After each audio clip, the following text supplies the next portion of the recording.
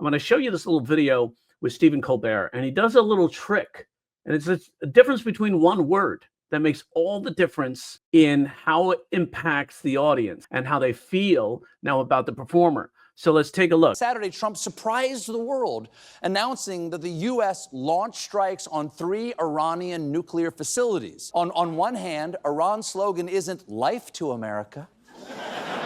But it's hard to trust Donald Trump to be the one making these kinds of decisions. It kind of feels like we're all in the back seat while the Uber driver goes on a road rage. 2 things he did. When he gets into the joke, he uses sarcasm. It was the biggest story over the weekend, right? Trump bombs 3 nuclear sites in Iran. Everybody was talking about it. Monday, he comes on the air. He's like, oh, this, I don't know. What else happened this weekend? Oh, yeah, we're going to war.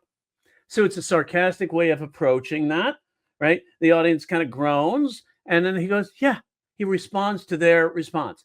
The other thing he does that's so unique is he says, I don't know, on one hand, Iran's motto isn't life to America. He does a compare and contrast, letting us know that it's death to America. But on the other hand, I'm not sure if I trust Donald Trump to make these decisions. For me, he's the guy that tried to solve a problem by injecting bleach. Remember?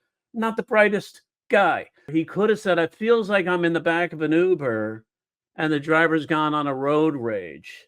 But instead, he says, I feel like we're all. It immediately creates community between him and the audience so they can all feel the nervousness of that moment rather than just looking at him going through that moment. Does this make sense?